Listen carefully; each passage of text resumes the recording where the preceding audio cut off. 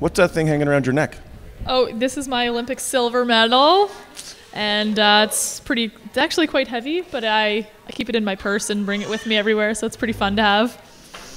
And so you went into town last night? Yep. Can you tell us a little bit about I guess you've got a bit of a whirlwind of seeing some friends and family? Yeah, the airport was great. I wasn't sure with the 10:30 flight. It's late at night. I wasn't sure sort of what to expect, and it was packed. There were lots of people there. It was great to see some familiar faces and some family members and friends from the rowing club, and it was really nice to come home to.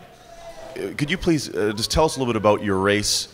And because in this race obviously it's a lot quicker than a soccer game. Yeah. So can you take us through your race, please? Normally, before a race, I listen to pump up music or something more exciting. But on the day of our final, I was almost too hyped up with excitement that I put on like relaxing breathing and just sort of did this 6 minutes and 43 seconds of breathing music and stuff to just sort of get my heart rate down, because I was really ready but excited and also really nervous. When the gun went off for the race, it was just, I guess it's not a gun, it's a starter.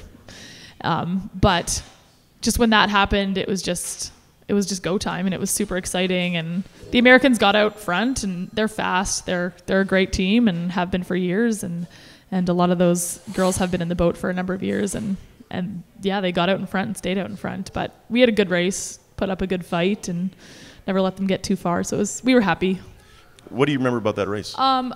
I don't remember every stroke of the race, but there was definitely a time when, because I sit in the bow seat and so I'm looking at everyone else, I'm also the person that could see the Americans for the longest, and at one point their coxswain was just off, like right next to me, so I was listening. I could hear her very clearly yelling at her boat, and I could hear Leslie yelling at us, but the speaker for me is not at my feet, but the feet in front, so it's already a little bit quieter, so usually it's so easy to just tune into her voice, because that's what I'm used to hearing. But to have Mary Whipple beside me yelling at the Americans, I was like, oh, let's go.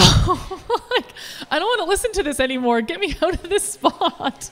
So I was just really hauling on at that point, trying to get away from that noise. So what's next for you? You're retiring. You've had your last big international race. Yep. You're getting married in February. Yes. And so where are you going to be living, and what's going to be the next stage for you? So I've been counting down the days for my move back to Winnipeg, and then my fiance got a promotion in London. So we're still in the discussions of what the ultimate plan is. Well, we're moving here. Whether it's in 4 months or whether it's a year and 4 months is up for discussion. But does he know that? He knows that, absolutely. Yep, that was date number 2. I said, P.S. I'm going to be living in Winnipeg. Are you okay with that? And he said, great.